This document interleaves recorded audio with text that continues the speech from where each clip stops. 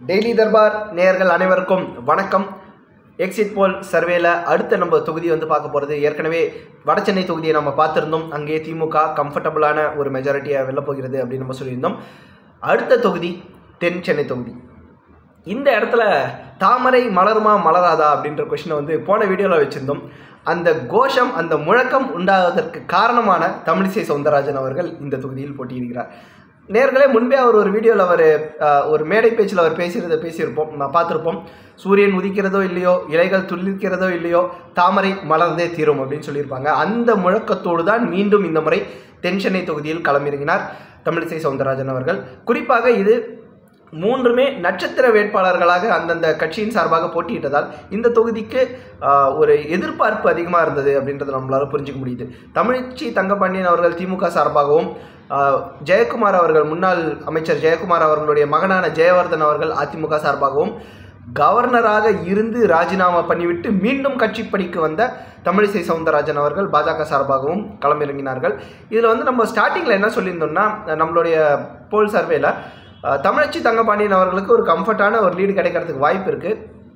இரண்டாவது இடத்தில் ஜெயவர்தன் வருவதற்கான வாய்ப்பும் இருக்கிறது. தமிழிசை சவுந்தரராஜன் அவர்கள் அநேகமாக மூன்றாவது இடத்திற்கு தான் போவார் அப்படின்னு நம்ம சொல்லியிருந்தோம். பட் நான் ஏற்கனவே சொன்ன மாதிரி மக்கள் மனசு ஒரு சின்ன சின்ன மொமெண்ட்ஸில் அதை கேப்சர் ஆகுது அப்படின்னு தான் சொல்ல முடியும். கடைசி கட்ட எலெக்ஷன், அந்த எலெக்ஷனோட கடைசி சில நாட்களில் தமிழிசை சவுந்தரராஜன் அவர்கள் ஒரு மிகப்பெரிய புஷ் அந்த தொகுதியில் கொடுத்துருக்கிறத நம்மளால் உணர முடிகிறது. ஒரு கட்டத்தில் பார்க்கும்போது தமிழச்சி தங்கப்பாண்டியனா தமிழிசை சவுந்தரராஜனா இவங்க ரெண்டு பேருக்குள்ள தான் போட்டியே இருக்குது. அந்த போட்டியில் தமிழிசை முந்தி விடுவாரோ அப்படின்ற மாதிரி எல்லாம் சில இடத்துல நம்மளுக்கு தோணுச்சு.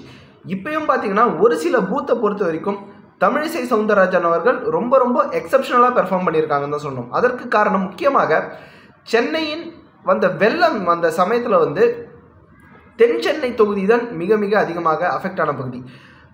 குறிப்பாக காங்கிரஸுடைய எம்எல்ஏவே ஒரு வீடியோவில் நம்ம பார்த்துருப்போம். எங்களால் இவ்வளோ தான் பண்ண முடியும், இதுக்கு மேலே எங்களால் பண்ண முடியாது அப்படின்னு சொல்கிற மாதிரி வீடியோக்கள் எல்லாம் வைரலாக போனது. ஸோ இந்த மாதிரி வேளச்சேரி அந்த மாதிரி பகுதிகளை உள்ளடக்கிய தென் சென்னை தொகுதியை பொறுத்த வரைக்கும் தமிழிசை சவுந்தரராஜன் அவர்கள் அண்ட் பாஜக, குறிப்பாக அந்த வெள்ள சமயத்தில் பாஜக ஒரு சிறந்த களப்பணியை ஆற்றியிருந்தது. அது அவர்களுக்கு ஒரு அட்வான்டேஜாக இருக்கும் அப்படின்னு தான் எல்லாருமே ப்ரெடிக்ட் பண்ணாங்க. அது கடைசி கட்ட தேர்தலில் நன்றாகவே தெரிந்தது. தமிழிசை சவுந்தரராஜன் அவர்கள் ஜெயித்து விடுவாரா அப்படின்னும் போது சில பூத்தில் எக்ஸப்ஷனலாக பெர்ஃபார்ம் பண்ணியிருக்காங்க. சில பூத்தில் ஜெயவர்தன் அவர்கள் ரொம்ப எக்ஸப்ஷனலாக பெர்ஃபார்ம் பண்ணியிருக்காங்க. தமிழச்சி தங்கப்பாண்டியன் அவர்களுக்கு கூட்டணி பலம் அதிகமாக இருக்கிறது. அண்ட் கம்ஃபர்டபுளான திமுக உதயசூரியன் அப்படின்ற ஒரு சின்னம் இருக்குது, ஆளும் கட்சி அப்படின்ற ஒரு அட்வான்டேஜும் இருக்குது. இந்த வகையில் பார்க்கும்போது இது ஒரு பாதி நேரத்துக்கு வரைக்கும் ரிசல்ட் வரும்போது நீங்கள் பார்த்தீங்கன்னா ஒரு பாதி நேரம் வரைக்கும் ஒரு நெக் டு நெக்கான தொகுதியாக தான் போகும் அப்படின்னு நம்ம நினைக்கிறோம்.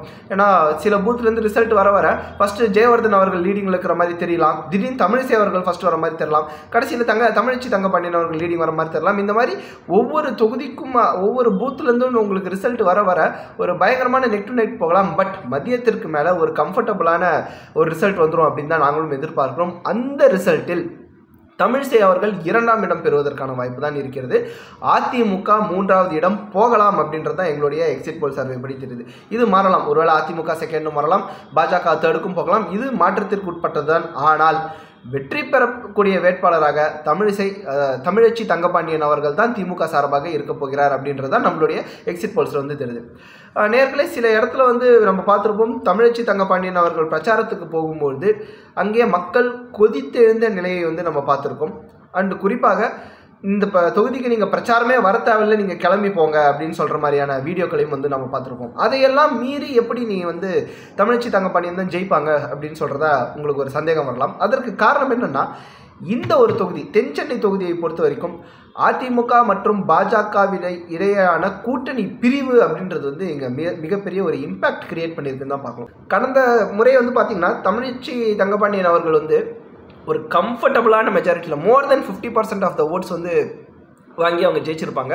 பட் இந்த முறை அந்த மாதிரியான ஒரு கம்ஃபர்ட் ஜோனில் அவங்க இருக்க மாட்டாங்கன்றது நிச்சயம். இதற்கு காரணம் முழுக்க முழுக்க அதிமுகவின் பாஜகவின் வாக்குகள் சரிபாதியாக பிரிகிறதுன்னு பார்க்குறோம். இன்ஃபேக்ட் இந்த ஒரு தொகுதியில் அதிமுகவுக்கும் பாஜகவுக்குமான வாக்கு சதவீதம் அப்படின்றது ரொம்ப க்ளோஸாக இருக்கும் அப்படின்ட்டு நம்ம ப்ரெடிக்ட் பண்ணுறோம்.